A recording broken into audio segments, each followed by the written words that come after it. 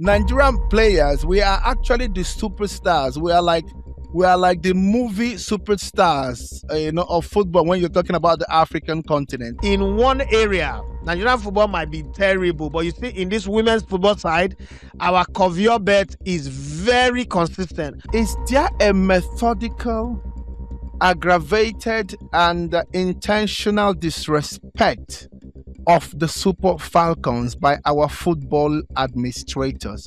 As a nation, as a people, we do not respect the Super Falcons. The only player in the history of football in Africa to score in every single match and tournament of WAFCON is actually Perpetual Nkwocha. Iwanya will buy motor for intimacy. Which motor? Any rich man in Nigeria don't buy motor give any female footballer. Now these girls go win everything. They are not being showcased. I mean, look at like the case of the jerseys, treated shabbily. They are not accorded same respect or almost same respect as their male counterpart. They are not being given good bonuses. They are not being showcased like they do other people. How would people appreciate them? That's the truth. The postponement of the WAFCON. I think that first off, to play one in July last year and play another one in March this year was senseless. Even to play it again in this year after the World Cup still does look senseless to me. Morocco brought this upon themselves. Let's not pretend like they didn't do it.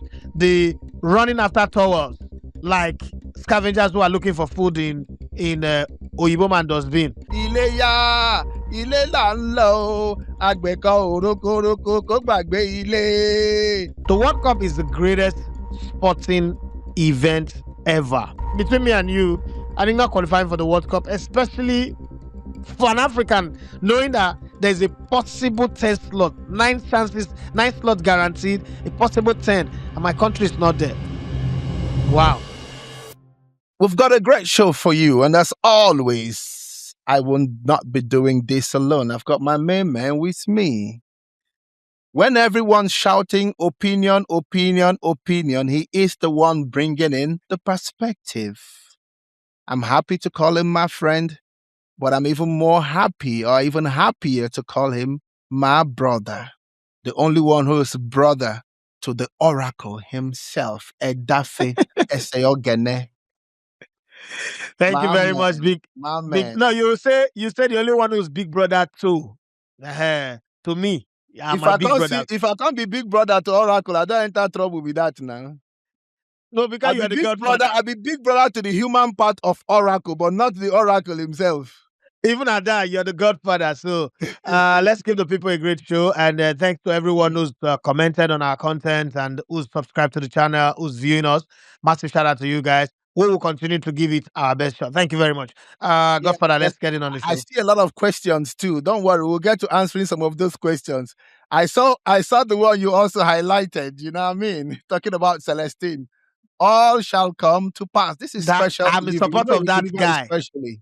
And live from Abuja en route Lagos. My name is Emmanuel Babayara, and you can call me the Godfather, and you will not be mistaken. In what I go? Welcome to Special Delivery.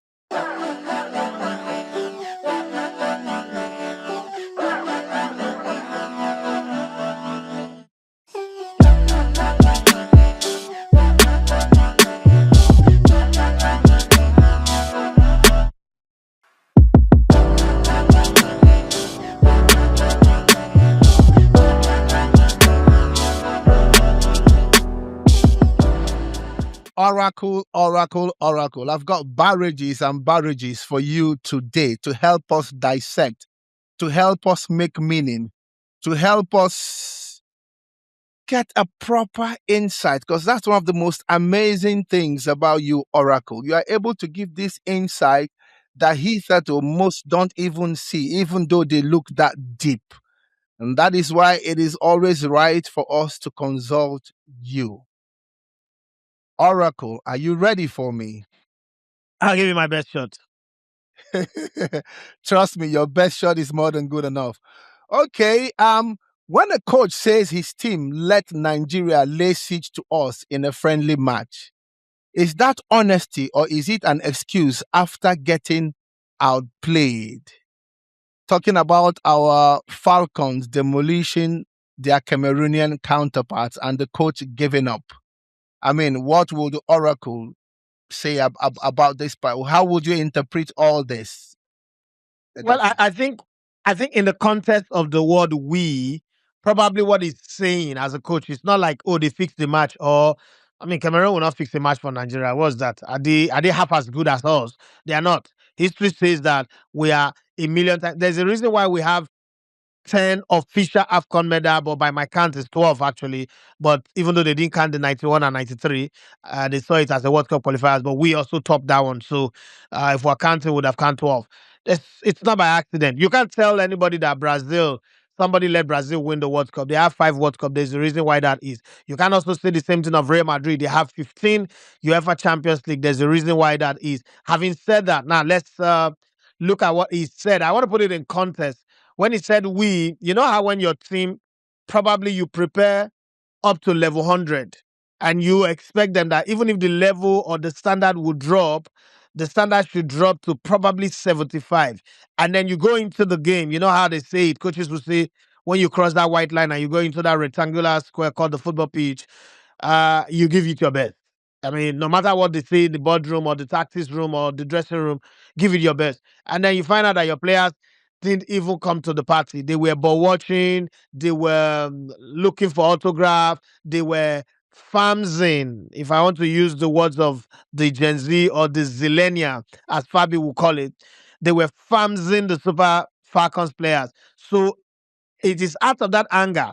I'm not sure he's saying, "Oh, Nigeria is not that good. Oh, we let them win." I don't think that's the context in which he's saying it, because where's Cameroon women football on the map? Even their men's team are nowhere on the map right now. Not talking about their women's football. And this is not me disrespecting them. This is me stating the reality, the fact of the day. Cameroon was at the last AFCON. We know how they got knocked out. Cameroon did not qualify for the World Cup like us. The difference is that we're still trying to pry the door open from the back. Okay. And I'm sorry how that come out, in your hearing from the back, but it is what it is. Then the Cameroonian women, I don't know how many titles they've won in this place. The Super Falcons have been the one that have been transgenerationally consistent. So from the days of Choma Ajua in 1991 to the days of Messi Akide, Florence Omagbemi, Rita Wadike, Stella Mbachu, Perpetual Nkwocha, Asisat Oshoala, and now Rasheedat Ajibade. And we also have the new generation coming, Choma and Esther Okoronkwo. You can see that in one area, Nigerian football might be terrible, but you see in this women's football side, our conveyor belt is very consistent, from producing them locally from our local league to now producing them internationally. We have been good. So I don't think the coach was saying that they let us win. I'm just saying that he thinks his players drop the ball too easily. That's my opinion. I might be wrong. Yeah, well, I totally agree with you, Oracle, because the moment I heard about it as well, the first thing that came to my mind was, oh, the man has been beating black and blue. He's just trying to downplay it. I remember, I'm sure even you remember back in the days, Fani Amu, if Fani Amu won't play match against any team, like when we want to play the Edo selected, or when we're playing the very big club on the 17, talking about on the 17, then what he would try to do, he would just tweak the team and put in one or two supposedly players who are not in the main team, just so that if they happen to beat the Golden Eagle, you say, hey, I did not use all my arsenal. I didn't use all my stars. How I Yes, like you to blow understand. grammar. So I didn't use all it's my that style. I think that's what I didn't deploy all my all my arsenals. arsenals I didn't exactly. deploy my missiles. I was saving them for proper games. This is just a friend. I think that's what the coach was just doing, trying to downplay the fact that, because you have to understand, Nigerian players, we are actually the superstars. We are like the movie superstars, of football. When you're talking about the African continent, I will tell you something. I remember our game, Olympic qualifier against Kenya.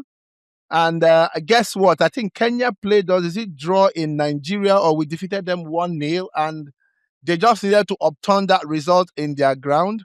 And guess what the Nigerian Football Federation did?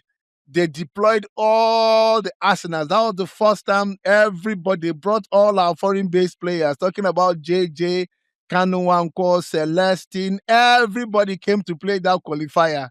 It was drama. It was so funny because we were playing against the Kenyans, right? In their own land. I And think it guess was in what? Kasarani. Yeah, they were busy. They were busy watching our players. Listen, there was a moment in the game where Kanu and JJ held the ball for close to 2 minutes. No Kenyan player would come close. They were just busy watching, like mesmerized, as in, is this Kanu? Is this really JJ? And of course, we had to beat them. We beat them 3 in their own ground and went through the qualifier. So that's what Nigeria represents to most of the African of our to the most parts of the African continent. And I guess that's probably what happened to the Cameroonians as well when he thought they were just dropping the ball easily. No, it wasn't that. They were mesmerized. They are meeting the Falcons. And something you said struck a chord, which brings me to my next question for you. Is there a methodical, aggravated, and intentional disrespect of the Super Falcons by our football administrators? Because with all due respect, I think they're not being treated right. That we can go back and forth on so many millions of things. But talking about in recent times, I think a journalist actually raised this sometime last week, how the Super Falcons are still using the old jerseys. And these are the women who have been bringing us, you just mentioned it now. They have been the shining light, the bright star in our horizon. They've never for one moment let us down as far as the game of football is concerned. And yet, here they are being treated like orphans. Sometimes to even go to camp, people need to make a lot of noise before they will throw camp open for them and send them to one or two funny places and arrange one or two games, and then they still go to tournament and dish out these great results. Do you really think the Super Falcons are being disrespected? Please, your opinion is important. I think that the straight answer to this question is a yes. But when I say yes, I mean there's a lot of Nigerians. This is not a hidden thing; it's an open secret. There's a lot of Nigerians who also know that it is yes. But let's put a chronological order to the yes that I just said, and put the apportion responsibility, not really blame, but responsibilities where it should be on. So when the Super Eagles are playing in Uyo, you would see people travel from Lagos, from Kano, everywhere, Nigerians, to go watch, journalists to go cover. And I'm taking it from the least responsible to the highest office, which is the presidency. And then the corporate Nigerians, and then the NFF, and then the ministry, and all that. And you will see us pulling all the strings, making sure. Sometimes, when it's the Super Eagles, sometimes I made both to say sometimes we bribe referees, okay, in historic past. But when the girls are playing, you see that thing that happen when the boys are playing, where you hear, oh, this company is offering $500,000 for a win, $10,000 for every goal. I've never seen it happen with the girls. Is it not football that they are playing? That's one. Two, just recently, the Super Eagles went to Cote d'Ivoire and came second. The president, in his renewed hope agenda, decided, you know what, even though they didn't win the tournament, but because they went to the finals, they made us proud, let us reward them, even from a perspective of a boring football, ultra defensive football, but we wanted to win the final. They gave them $100,000 each, and the coaching crew got $50,000, and then some other people like that, which came up to the region of $3 million. Till this very day, I'm always saying that money is not in the budget. So where's the money coming from? I don't know. But let me just tell you how that is. Before the start of the Nations Cup, the AFCON in Morocco, the presidency, the government, and the Nigerian government fulfilled that promise. Now, last July, the Super Falcons went to Morocco, enemy's territory, went all the way to the finals. We demanded for Mission S. Remember, Super Eagles went to Cote d'Ivoire with Mission, let's do it again. Well, they did it again because they did not win and were really more consistent in not winning the tournament than in winning it. But the promise that they made to them have been fulfilled. The ones for the girls, they are still asking for it. We're still negotiating whether the money will be given in dollar or naira equivalent. And remember, the time that they promised them that money, dollar was doing 1,500 or so. Dollar has depreciated now, so we don't know the money that the girls are expecting. Either ways, that's one part. If you travel back, if you look at the Super Eagles, even the Super Eagles that you playing, look at the backroom staff. You have the coach, you have about 5 or 6 assistant coaches, then you have the Patrick Pascal, who's what's this team now? Team coordinator. You have Adejo, who's the CSO. You have a lot of people. Look at the Falcons. You don't have that. That kind of backroom staff that gives an equilibrium, a balance to training and psychology and medicals and all that. They don't have with the Falcons. So it's an utter disrespect for them. Then you talk about their remuneration. I am not one of those people who believe that women and men can earn the same amount of money in football, right? But I think that in the national team, the difference should not be that far apart. This is my opinion. I might be wrong. Especially when the women's team at national level are more successful than the men, right? I don't think that the American women who are more successful than their male counterpart earn the same with their male, but I don't think that the disparity is that big. That's one part. And then talk about kits. Now, this is where I will not be able to blame the NFF for this. The contract that we signed in 2015 is a slave contract with Nike. It is still running. It's expected to terminate by the end of this year. But unfortunately, there is this clause. There's a matching clause on that contract that says if you get another sponsor, another kit manufacturer that wants to come and take over, if we can match what they are offering, you will not go to that one. That's one. Then they also have what they call the right of first refusal, which means it is like in legal terms, it is Nike that can terminate that contract. The only clause upon which Nigeria can terminate the contract is if the Nigerian federal government says we don't want these kit manufacturers again. But guess what? The politics of the optics of the politics is that if the Nigerian government comes and says we don't want Nike again, it will be seen as a political and economic affront to America because Nike is an American company. So Nike inserted that clause because they know that oftentimes African governments are controlled by American government, by the CIA and the FBI, whatever it is. So they will not be bold enough to make that move and say, hey, we cut you off. Like Burkina Faso junta. We can't do that. So if you look at it, it's a slave contract. And the way Nike prioritizes it, is that they are more focused on the Super Eagles. Take the AFCON. The Super Eagles have their match kits. They have their, what they call home, the home wear. They have their multiple tracksuits. We have their retro.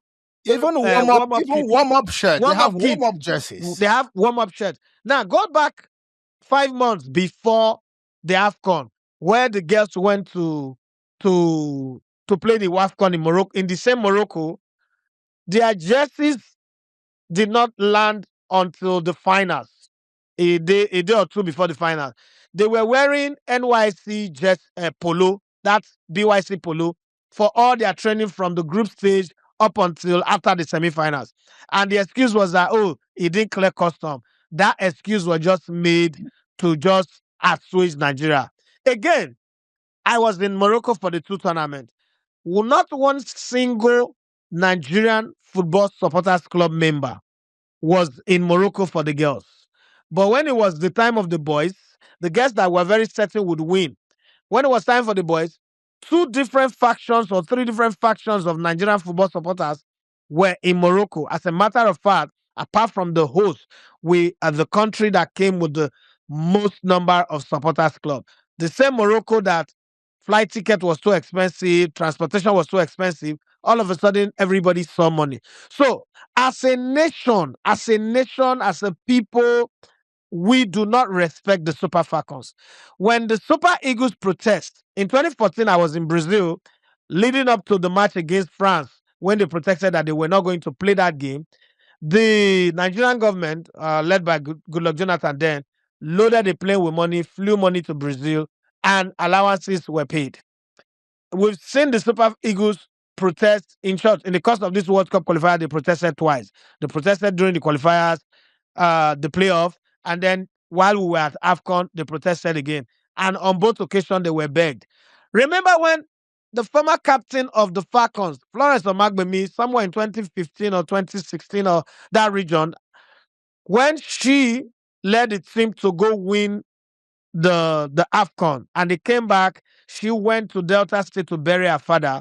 And the team protested that the allowances were not paid in the streets of Abuja. You know what? Florence Omagbewi was caught. The players were set up against each other. Captains were stripped off. That's where the desire of paranoia or maybe that's where their problem started. But we don't do that with the men. So naturally, we don't like the Falcons, even though they are the ones that is the goose that lays the golden egg. The reality of things is that we don't like them. When the Super Eagles are playing, people travel from all over the world. You see journalists, everybody wants to go cover them, wants to report. But then when it comes to the Super Falcons, it's just a few. They play in Abeokuta here, stadium is not packed full. So you look at all of that and you say that it is the girls that have just chosen patriotism over demanding for their rights or equilibrium and all that. And even with their coach, they have a coach, Justin Madogu, that went to win the WAFCON, the 10th one in Morocco, did not have a contract. And up until today, I don't know if they've given him a contract. I mean, I can understand that they put him to test him. Okay, he has done well, he's performed well.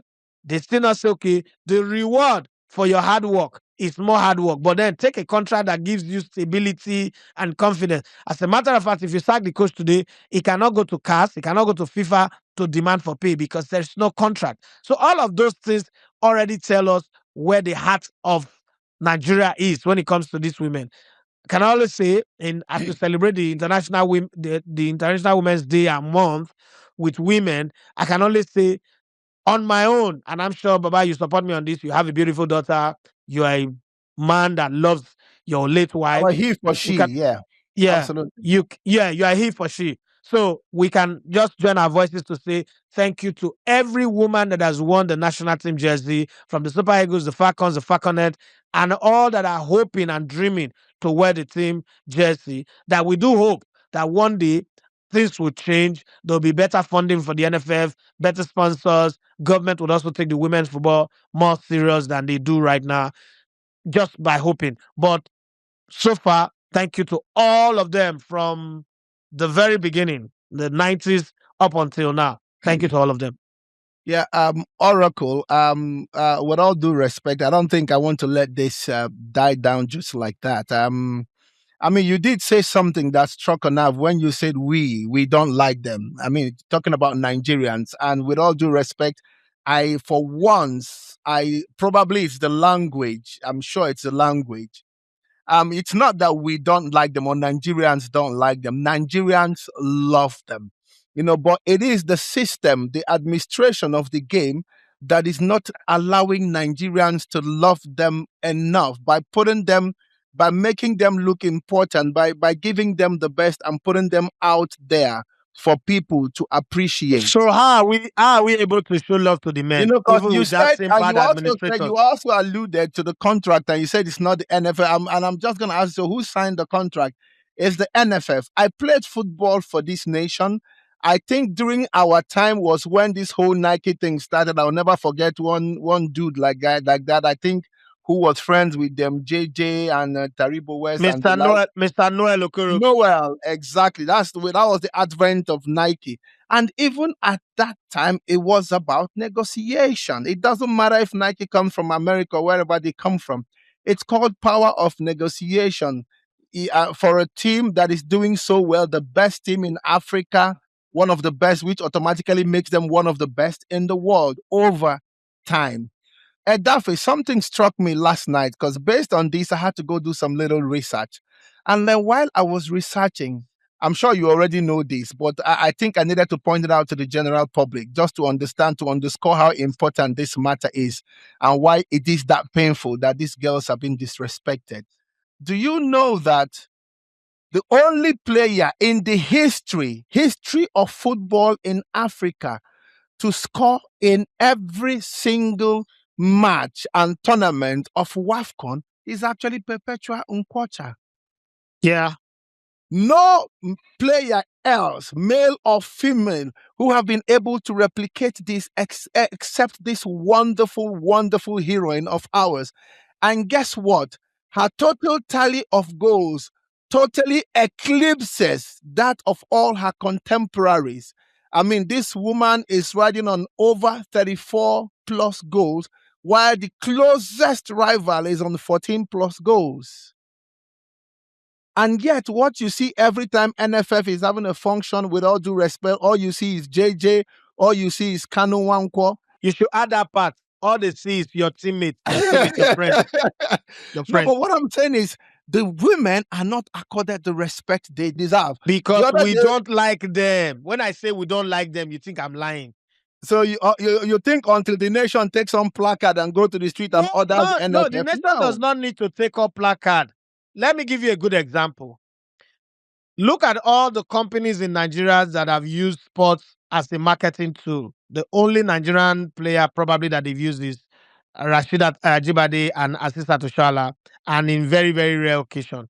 They've used everybody from Okocha to where are the women? Is that one to NFF? Every time that the men are playing, every time that they are not giving that exposure. Wait now, every time that which exposure so there's one person in Nigeria who does not know that the Falcons are playing.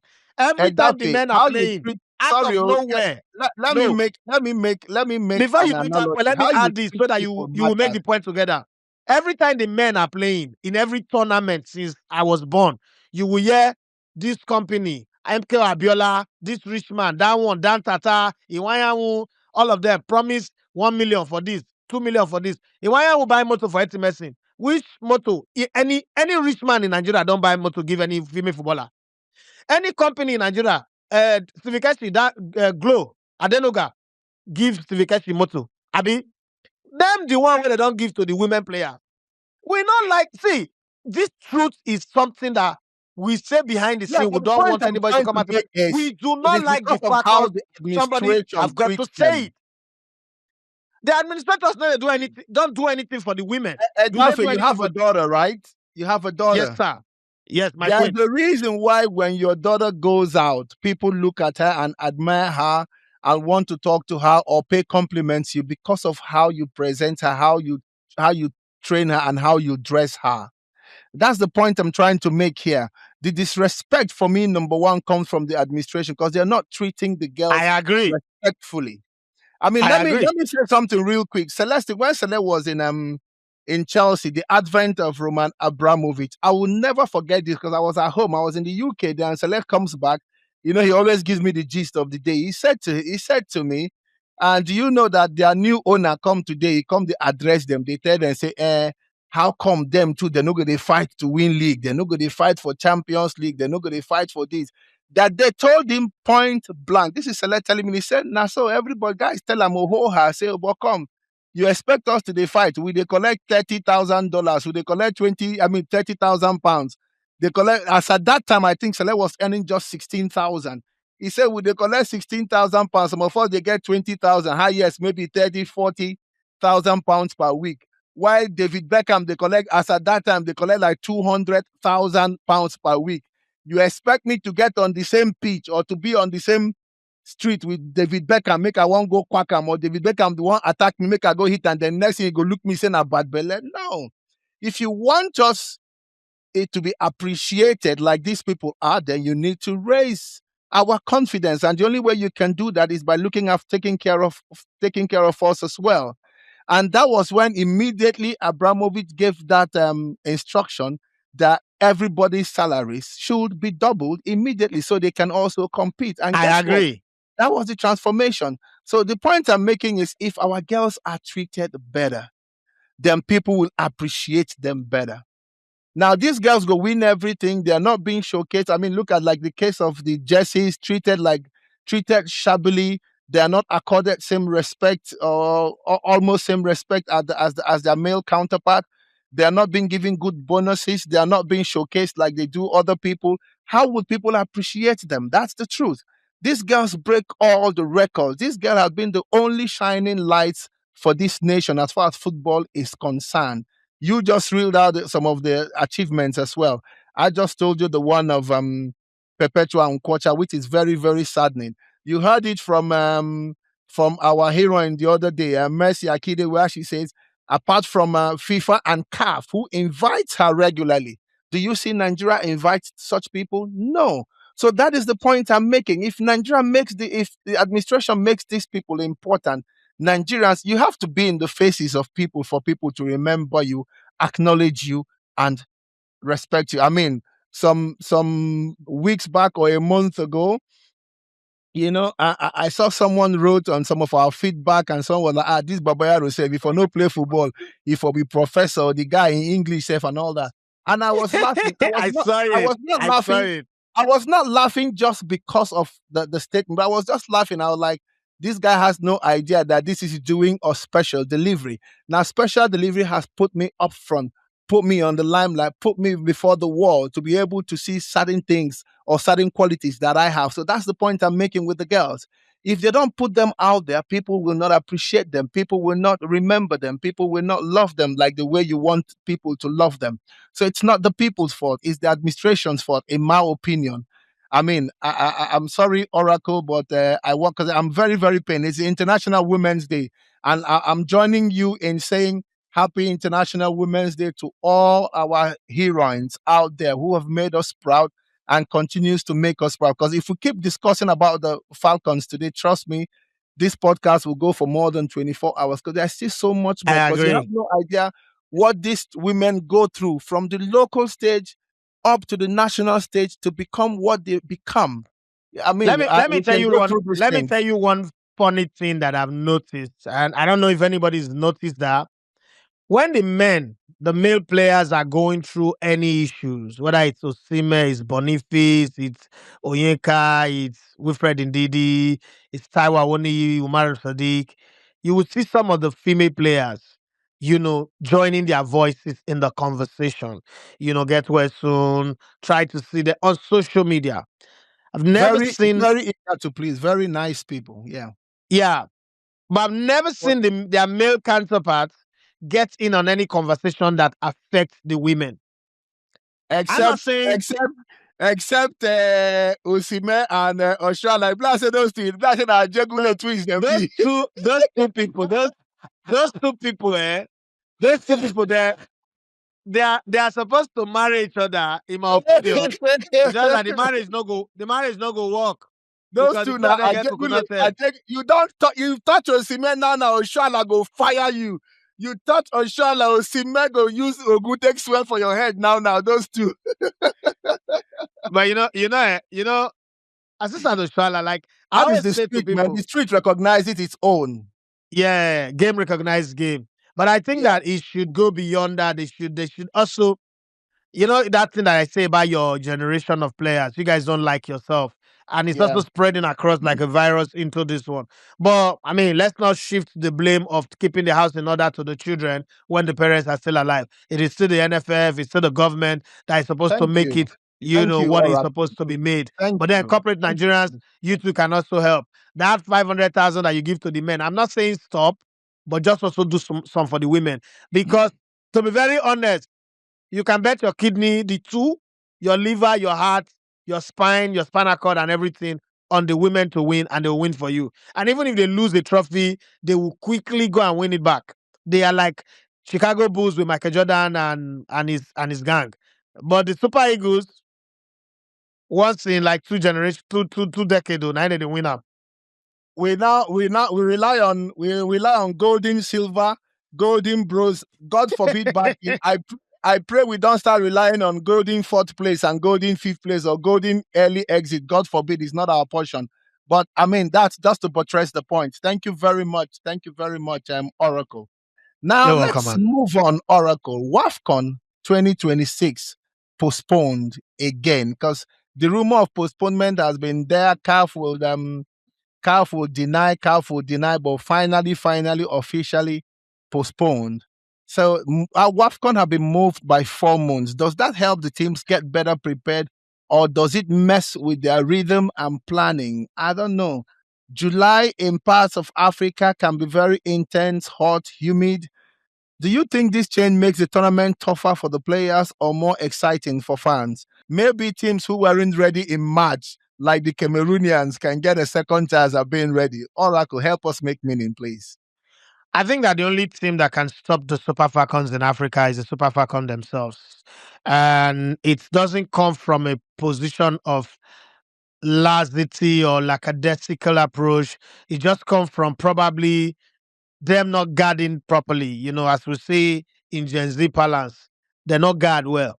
You right? Maybe a little sleep here and there. And then again, when they lose, it took Equatorial Guinea to play with a alleged male player to beat us. It took refereeing decision, red card to two players, the AFCON before this one, for us to lose on penalties, right? So when you look at all of that and last minute Monday give hit the woodwork, you look at all of that, you say to yourself that beating the Falcons in Africa is It's Hercules. equal. Absolutely. It's as accurate as possible. It's just as the same as discovering Atlantis underwater. Having said that, let's go to the first question, the postponement of the WAFCON. I think that, first off, to play one in July last year and play another one in March this year was senseless. Even to play it again in this year after the World Cup still does look senseless to me. Where in a time where we're saying that the men's competition should not be running for 4 years, I know that the reason why this one will be played is that it is a qualification for the World Cup, so it needs to be played. But will it affect the Super Falcons? Obviously, psychologically, mentally, when you're programmed to say, okay, my holiday, my training regime, there's a whole lot of things that go into preparing for a tournament. We are going to play in March. And in March, the weather is mild in Morocco. It's kind of like okay. And then now you're going to go play in July where it is hot. Well, somehow they played there before last time out and they won, so you would say they can go there and win again. But maybe the demands, the change, all of those things might affect the priming of themselves. I wouldn't want to blame CAF here completely because again, this is how it works. When we talk about other climes, every country across Europe have facilities ready. In Africa, it is always the one eye man that is the leader of the blind, right? So you can see that this will be the third tournament that Morocco will be hosting if they go on to host it, because we're still hearing that it might be shifted to South Africa. So Yeah, you I can was going to say tell that. that Morocco have done more than enough for Africa in bailing us out. And they've also hosted the Nations Cup. And they are going to host the World Cup in another 4 years from now, alongside Spain and Portugal. So there is a whole lot of stress, on their facilities, from airports to train to hotels and the rest. Can you please Yes, they add are making also money. unappreciated? They do, and the whole of Africa is still insulting them. Well, I think that it was because they expected that the AFCON should be given to them on a platter of gold. I don't think that the whole of Africa do not appreciate them. I will not agree to that because I have sang praises of Morocco for the two trips that I've made to Morocco. So, and a lot of people have also said that it's just a pocket of few people. And let's be fair to the people who are criticizing them as well. Morocco brought this upon themselves. Let's not pretend like they didn't do it. The running after towels, like scavengers who are looking for food in Oyibo Man dustbin. It doesn't really tell a good story, and you cannot say let's all pretend that those did not happen.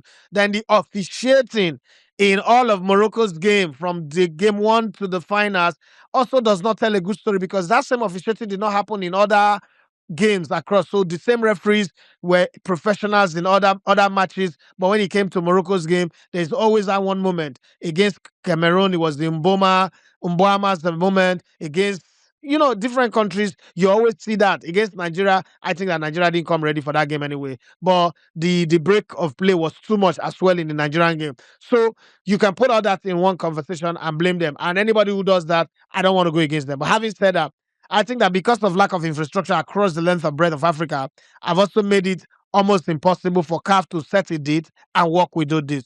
Having said that, when it comes to that weather thing, I don't think it's going to be a problem. The players that are playing abroad need the hot weather coming from the cold. And, that period of the year is summer there, summer here.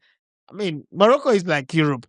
just this December, we're complaining that the weather is too cold. Maybe it's going to affect them. So we cannot again, in the same breath, now say, oh, the weather is too warm. It is going to affect them. It's just about the same time that we played the last WAFCON and the weather was not a problem. There are lots of things that are problem. The weather was not one of it. So I don't think it's going to be a problem. I think the Falcons, it is hard to bet against them. Even the most his strongest critics and greatest hater of the Falcons will say, I don't like them, but I think they will win again. So, not to talk of those of us who love them, who look up to them, going to perform. I think that they would win. And even in the case where they don't win, it is not going to be because they are not willing Good to win. enough. It's because we did not prepare them well. And somehow, maybe another team have just had the opportunity to win. Because now again, if Morocco is hosting, there's the expectation that they should win. They played 2 finals and lost now. There's going to be the heavy expectation that at least let their women win in this case. We shall see what happens, but I don't think that the postponement would really be a major problem. In short, it's even good. It was always the problem for the journalists that were going to travel, just coming from AFCON, spent all your money, and then 2 months later, you're going to. I mean, this time you have time to plan. I'd already said I'm not going to this WAFCON if it was March this month. But now that it's gone after, it's coming after the World Cup, I most likely will not go to America, Canada, or USA, Mexico. I might decide to send a team of 2 or 3 from my end to go cover it. So you can see that that's for somebody like me now, it's giving me an advantage. All I need is to go look for the money. That's right. That's right. But when you were mentioning, I think you also probably forgot to mention that if you go to South Africa, they will also want to win it, and then their team is also getting stronger and stronger by the day. Those are some of the teams giving us some little bit of challenges right now. So we must not fail to mention that as well. Yeah, South Africa. If South Africa wins the WAFCON, I'm going to say this: if South Africa wins the WAFCON, it's not because they gifted them. They were in the finals 2 years ago. They were in the semifinals last year, or 2 editions ago. They were in the finals. They won. They won it against Morocco. Last year in July, they lost to Nigeria. Close encounter 2-1 in the semifinals. And their Hollywood League. Let's talk about their female league. Way, way more advanced than our own. We may have more international players in the Ashleigh Plumptre, the Okoronkwo, the Chomas, the Alozzi, Rasheedat, more international players than they do have, but they have a league that can compete. That So, is functional. and it's very functional. So if they come out to, for instance, win it, I wouldn't say they gave it to them. Even if Morocco had won it, I wouldn't also say they gave it to them, because that using that is also not doing good to the tournament itself, but it's just the conversation around the men. I don't think for the women it's going to be like that. Anybody that wins it, whether it's Morocco, It's Nigeria, worthy. if Nigeria win it, it's like birthright. If Morocco wins it, it is a case of they've been coming so close, did not deserve it. It's like Arsenal who's come second 3 times. If they win it this season, no matter what you say about their style of play, you would also agree that they've deserved it. So it's the same with Morocco. Then if South Africa wins it, you will say they've won it before. It's not the first time. So they know how to win it. But it's just And their that when standards they have win it always once, been improving. They've shown that yes. consistency in improvement. And they're always in the medal zone in the semifinals. So Yeah. they deserve it as well. That's my own 2 penny on that. Yeah, but our hopes and our prayers are with our Super Falcons, our super heroines who've done us proud.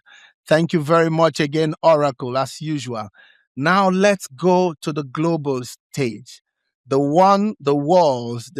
world is clamoring for, whole world is looking forward to. People are amazed. This World Cup sounds like it will be another level. Oracle. The first ever hosted across USA, Canada, and Mexico, with 48 teams battling it out in 16 cities. That is almost like 104 matches, basically like having 104 Super Bowls in one summer. If I know America for one thing, I know them for the Super Bowl. So imagine that. Yeah. The stage is massive and the energy will be absolutely next level crazy. So with this 44 teams across 3 countries, and 104 matches, how do you even begin to plan for a tournament this massive? What do you think it will feel like for fans on the ground? And what also will it feel like for fans who are not on the ground or probably who missed the action of being on the ground? Please, Oracle, let us know. For those who are going to be on ground, the World Cup is more like a once in a lifetime event. It does not mean that the World Cup will be played only once in your lifetime. But not so many people have the resources and the privilege to attend. You can attend if you live up to 50 years, you can say you physically attended 10 or more African Cup of Nations, in the era where it's played every 2 years. If you live up to 50 years, you can't say you've attended 10 or more World Cup. And for everyone you attend, it's a unique world-class experience. The World Cup Totally is the different from greatest. the last. Yes, the World Cup is the greatest sporting event ever. Single sporting event. I don't want the Olympians to come out and attack me. The World Cup is the greatest single sporting event ever. Having said that, let's break it down to the two categories. The categories of people who qualified for it and who are going to participate. Bro, many things make you stand out above me. You played in the Nigerian League, I played in the Nigerian League, Plateau United and Sharks. You played in the under 17 World Cup. I was in the team, but I didn't make it to the tournament because I got my ankle broken. You went to the Olympics. These things don't happen by accident. It was lucky to make the team. When people say that kind of thing, like the thing that you're smoking, you don't even know. If you know, when they open camp. Sorry, Oracle. Sorry, quick. Let me just cut you. Let me just cut you there. You continue, please. As you just talk this the way you talk now, I remembered my big brother, Samson Yebowe Siasia. Anytime when they talk, you go to say, Ima, nobody do you any favor. Ima, it is saying if you know Sabi for play for this country. Ima, nobody does anybody any favor as far as football is concerned. You sabi. That is why you be legend. I am Samson Siasia because I sabi play. Listen, when I was in radio, we do audition. Yeah. And we have like 5 slots. 5 slots to employ new reporter, presenters, in the office. 5 slots. When we call for audition, over 200 people comes. And sometimes when they come, we that are auditioning them, we panic. Like, they're too plenty now. Only 5 people we want. At least 10, 20 people can come. So all these people, they look for this job. Now, that's one. It also make you that already have the job step up your game because there are over 200 people that are willing to take your job. That's the lesson I learned from audition. But remember, we played age grade competition. Me and you, we play youth fun. Absolutely. Me and you went to the same under 17 national team. What people fail to understand is under 17 is not by invitation from the beginning. The later stage, Kano was invited. You were invited. But the beginning is open screening. Yeah. Have you been to an open screening before?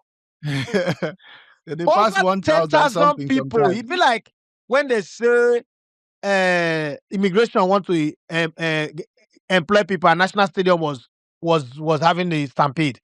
Yeah. Now, over 200,000 people will come for that open screening. What you have is 5 minutes on the ball. 5 minutes, like they choose you this set, 5 minutes, they're already yanking you out. It's that 5 minutes that you need to prove whether you're worth a second look, not like to You make have the to have team something. a second. Yeah. You understand? So it's the same thing with the World Cup. It's just the moments that when you have this chance to go to the World Cup, you will see, you will learn.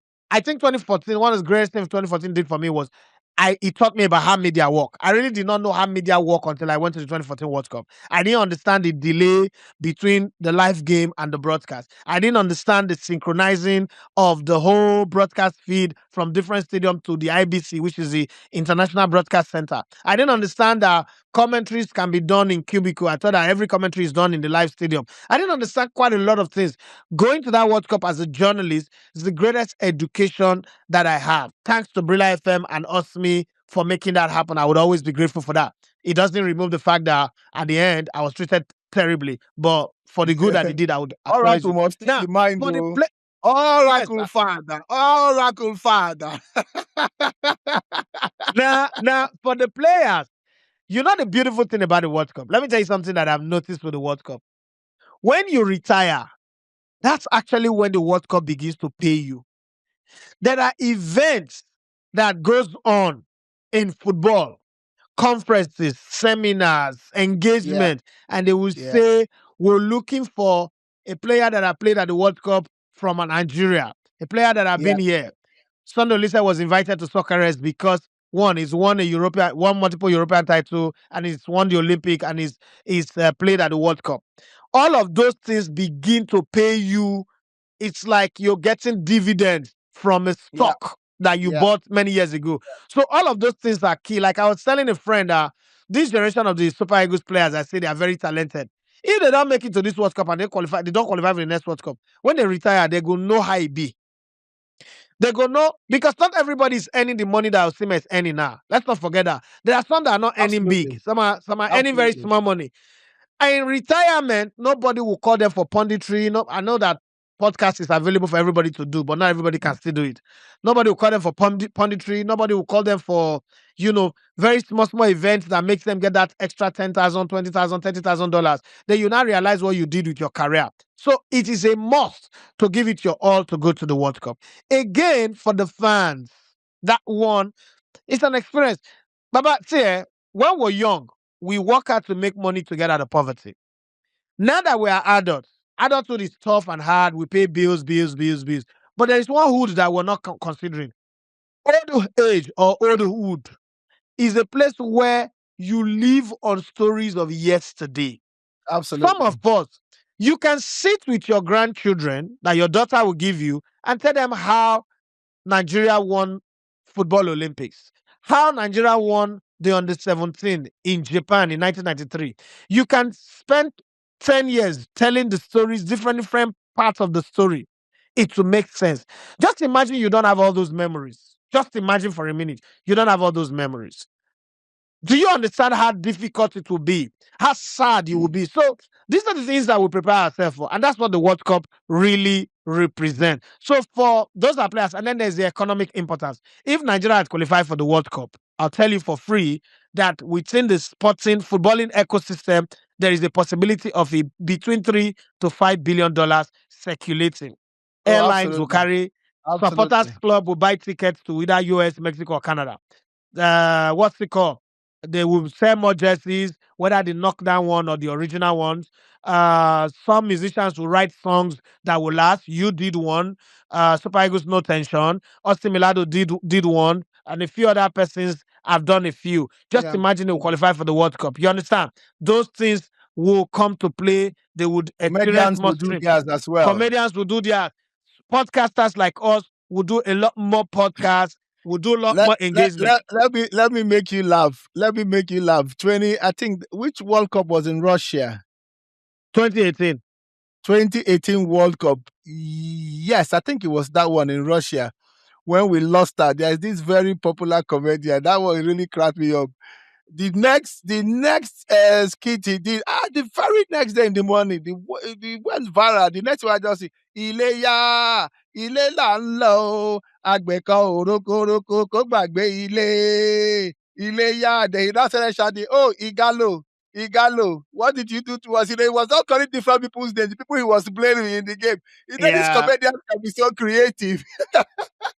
Yes, so all of those viral moments we will lose because now we are spectators from outside of the outside. So there is qualified countries who spectators will be watching from outside, but they are part of the game. They are connected. We will be spectators from outside to outside. There is a way we will post during this tournament. Ghana people will attack us. What are you talking about the World Cup when you are not even there? Keep quiet. Those kind of things.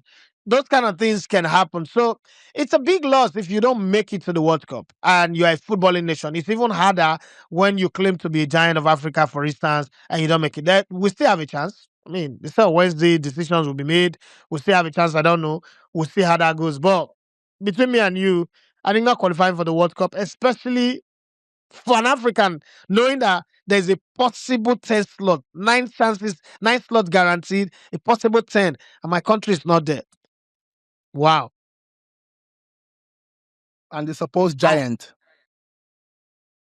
Well, I don't know if we're giant anyway. The reality doesn't say we're giant. On paper, we're giant. I use the word supposed giant. Giant. Yeah.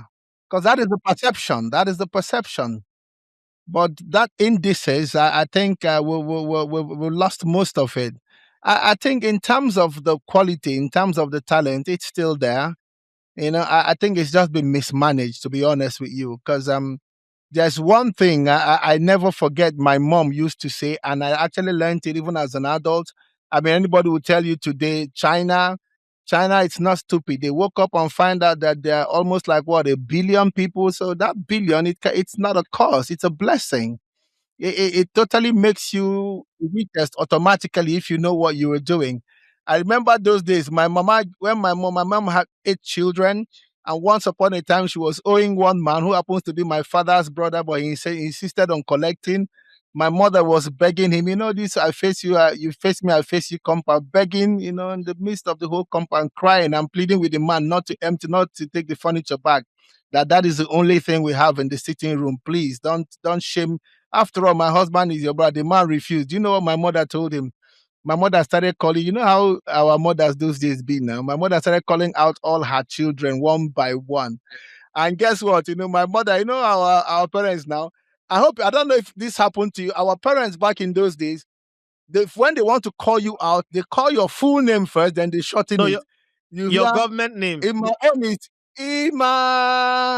Emmanuel, my big sister is Virginia. You hear Virginia, like that. My mother calls everybody out. And don't forget, Celeste's name actually, at that time was his Igbo name is Ugochukwu. So you Yeah. hear my mom will shout, Ugochukwu, bịa n'ebe a, bịa ebe, onye ọbụla bịa ebe a." My mother called every one of her kids out, 8 of us, and faced this man and told him, I said, listen, now 8, oh. There is no way on earth, way out of this 8. One no go make am, possible. Now blessing, no be cause. Now 8, I beg. Please leave. This thing is the only way they help cover our secret for this house. Say cheer day for the man. Now so the man refused. You understand what I'm saying? So the point is, the giant of Africa, our numbers also makes us giant of Africa. And Yeah. a businessman, an entrepreneur will tell you, gain the Nigerian market and you become one of the people talking at the global table. Yes. That's You true. understand what I'm saying? The world is a numbers anger game is now. how we're not taking effective advantage of these things. You understand what I'm saying? And I mean, some of us are a little bit tepid on the whole protesting, but we will be very happy if it works out in our favor. Because just like you said, the idea of not going at all, the losses of not going, is more humongous than it is precipitated. You understand what I'm saying? So yeah, we really do wish some way somehow that we are able to make it. Just so that we're not gonna be laughed at as being outside of the outside. Yeah, it better make you talk. Say we enter through back door. At least we enter. Okay. You're changing your position. You Our want us to balance go talk now, at right? all at na him bad pass now. You want us to go now, right? Okay. I mean, Daffy, we're, I want we're us to wrapping up. go, but not the way we are trying to go. I need you to get Oh, that right. I want okay. us to go, but not the way we are trying to go. Just I need to put that Your down. younger brother will watch this and come after you. Tresor, Lomano, Loa Loa. I'm not the Like I one. said, I want us to go, but not the way we are going. Because I'm also worried about about our relationship with our brothers in Africa, talking about diplomacy now. In the process of the things we're doing, I think we're also destroying and burning bridges rather than building them. And now we've made mortal enemies or we've made enemies, not necessarily mortal. Hopefully, it will be mended by God's grace. We made enemies of South Africa, now enemies of DR Congo. And don't forget, these people also have their own friends and brothers and their family members within the continent. And I also understood that there was some serious spat between our federation's president and that of the his Moroccan counterpart. So for me, burning bridges is not the best way moving forward because there's still so much to accomplish, and you might just be putting the future administration or something in jeopardy, and the future of our coming children also in jeopardy. But yeah, having said that, Please, you can go ahead and round up on your World Cup analysis, please. So no. I mean, I think we're done with that. I just want to bring in a trivia here so that we wrap, right? And see, for you, please, Godfather, do not reveal the answer. I know that you know the answer. You know also that I would know the answer.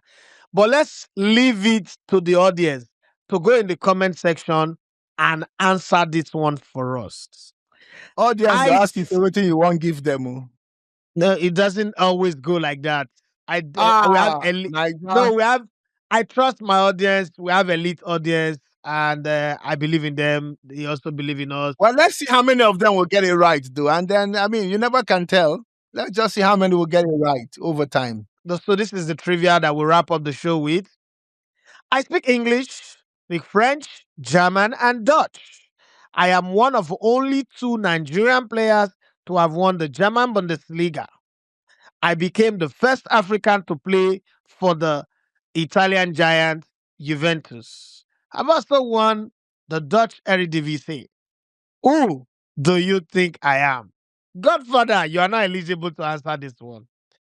I am I'm also not not. eligible to answer this one. But you know, sure, if we can't fail them. If you fail am, if you we'll fail am, we'll leave it if for you our fail am, fans. we will remove Godfather and put Olodo. We will put Olodo father, no more Godfather. But because we are not eligible, we are banking on our audience to answer this one. Who Man, is this player that we're talking about? The funny I thing speak is, English. he Oracle might has just, spoken. Oracle, he don't might ask just, now. he might just not be the person you think. Oracle Baba, has spoken. He speaks English, French, German, and Dutch. He is one of the only 2 Nigerian players to have won the German Bundesliga. He became the first African player to play for the Italian giants, Juventus. Now, who be this person? The super fans, over to you. Oracle, don't ask question, no. Make una answer. Wait, we need to buy shekere. Production people, send us shekere. Let's pack our bags and go. We promise not to do more than 1 hour, and we're keeping our Yes. promise. Oracle, so how do you want to close? Anything you want to say, please? Yeah, what I want to say is to the audience out there, the energy that sparks us to go on and do more is you subscribing to the channel, you engaging the content that we put out, commenting, and also we have also decided to give you the opportunity to write us a question that you want us to treat. Send a question in the comment section that you want us to treat in the next episode, and we would treat it as best as we can. You can also ask us personal questions. By the grace of God, don't ask us how we sleep with our wives anyway. But ask us personal questions. But if you get wife for me, I want to. I am wifeless at the moment. Okay. If you are a pimp out there and you have a wife for me, your DM go full. Just joking. Just joking. Your DM go full. So send your questions. I will treat it as because best as you talk and now say maybe they not ask anything about your own wife. Now I say for people like us who no can get in, so I let them know so we don't get they go find wife for you. And for those of you asking for Celestine Babayaro, behind the scene, Celestine is our producer. Behind the scene, he would be on the show one day. No, most def. Let's go to Maza Island. All right. You're listening. We are special delivery. And this is our creed. To be faithful, loyal, and committed to the beautiful game and the most important fans. To serve you with all our strength and to the utmost best of our abilities. We promise to defend your passionate diversity while upholding your integrity and sacrifices. So help us God. Oracle, 10 times out of 10, did we deliver or did we deliver? Yes, we did. We did deliver. And I'm happy about that. We're very, very committed to what we do, to the game, and to the super fans out there. My name is Emmanuel Babayara, and you can call me the Godfather, and you will not be mistaken. In what I go? See you again at the next episode. Maza! Maza!